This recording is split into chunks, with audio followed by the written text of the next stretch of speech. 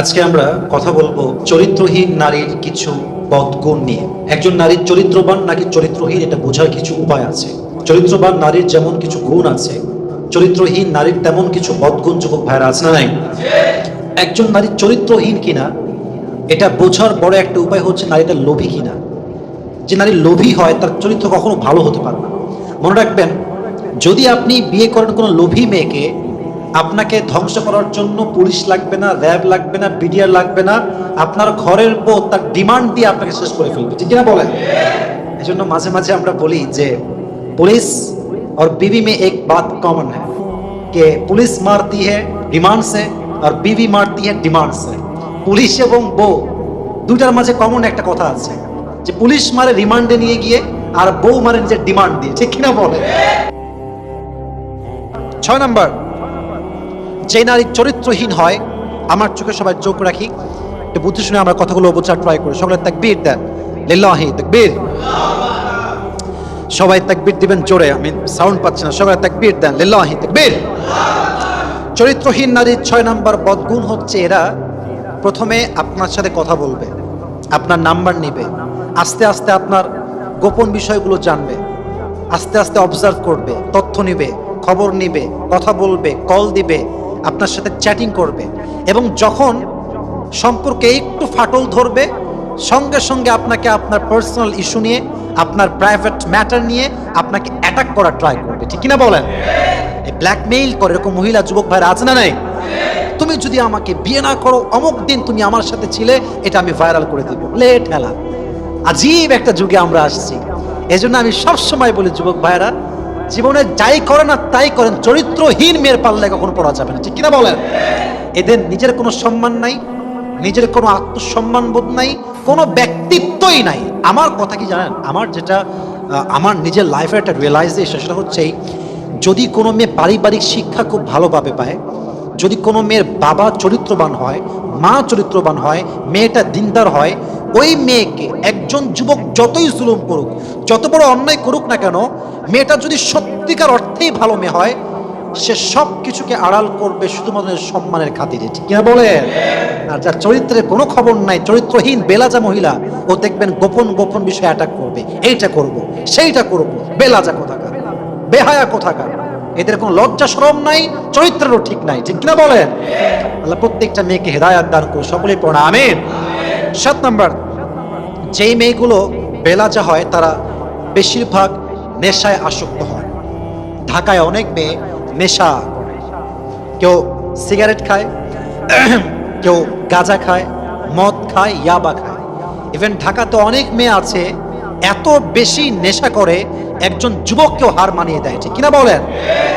আমি সেদিন ঢাকার যমুনা ফিউচার পার্কে গেছিলাম একটা কাজে শপিং এর জন্য। আমি যখন জাস্ট বের হয়েছি বাইরে, আই ওয়াজ লিটারালি শকড যে একজন মেয়ে পাবলিকলি, যদিও আমরা শকড হই, বা ঢাকার মানুষের একটা খুব কমন সাবজেক্ট, খুবই কমন বিষয়, একদম জিন্সের প্যান্ট টি শার্ট পরে ধুমাইয়া পাবলিক প্লেসে টানতেছে বিড়ি, ধুমাইয়া, লজ্জা শরম কিচ্ছু নাই।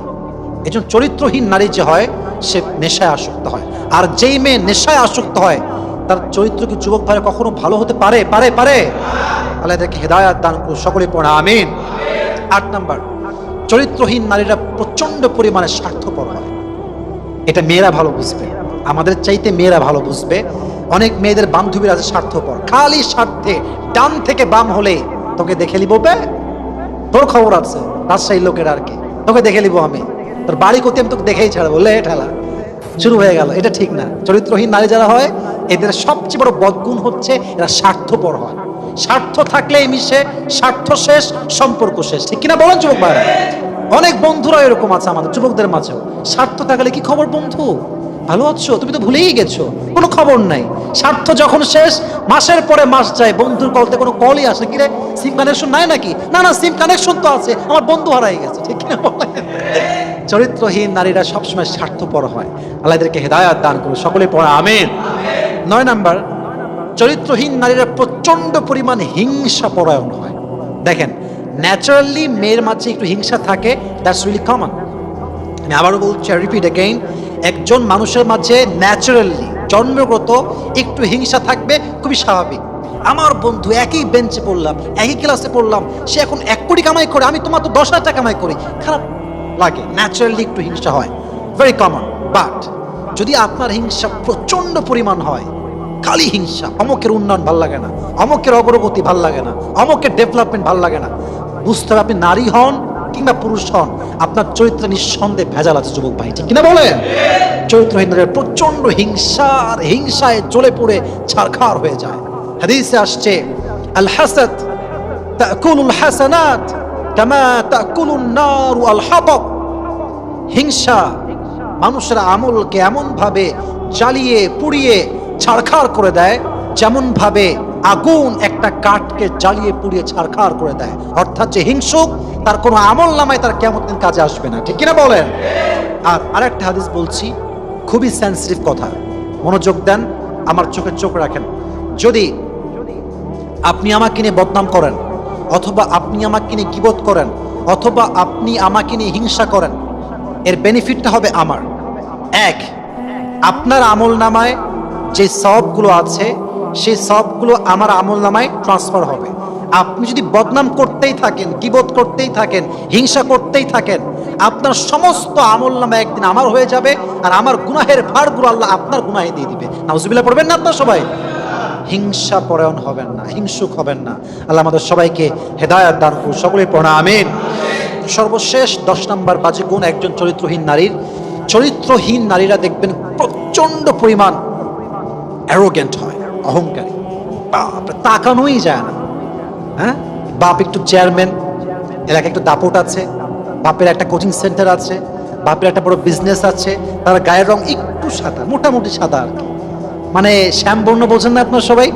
শ্যামবর্ণ, একদম সাদাও না, তাও ভাবে বাঁচে না, বাপরে বাপ, কাউরে মেসেজ রিপ্লাই করে না, কারোর দিক তাকায় না, সালাম দিলে উত্তর নেয় না, ভাবে বাঁচে না, আম কি হনুরে ভাবসাব, এরকম দেখলে মনে হয়।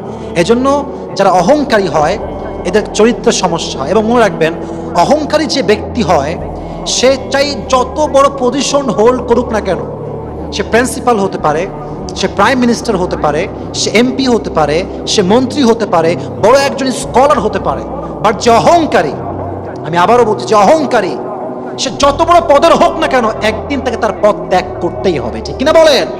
তার অধপতন সুনিশ্চিত যুবক ভাইয়ের। এই জন্য প্রত্যেকটা মেয়েকে, ইভেন আমি আমাকেও বলছি, আমি আপনাকেও বলছি, কখনো অহংকারী ব্যক্তি হিসেবে নিজের পরিচয় মানুষের মাঝে তুলে ধরবেন না যুবক ভাইরা। আল্লাহ আমাদের সবাইকে বিনয়ী হয়ে থাকার তৌফিক দান করুক, সকলেই পড়া আমিন। মান তাওয়াদা তারাফা, যে নিচে নামতে চায় বিনয়ের সাথে, বিনয়, নিচে নামবো, আমি অত বড় কিছু না ভাই, আমার অত সম্মান নাই ভাই, অত টাকা পয়সা আমার নাই ভাই, অত ফ্যান ফলোয়িং আমার নাই ভাই, নিচে নামতে চাচ্ছে আল্লাহর দিকে তাকিয়ে, কোনো অহংকার নাই। আল্লাহ বলছে, ও নিচে নামলে কি হবে? মান তাওয়াদা তারাফা, ও নামবে নিচে, আমি আল্লাহ ওর সম্মানকে আকাশচুম্বী করে দিব। সুবহানাল্লাহ পড়েন। আল্লাহ আমাদের সবাইকে অহংকার মুক্ত হয়ে একদম বিনয়ের সাথে চলার তৌফিক দান করুক। আমরা সকলেই পড়ছি আমিন।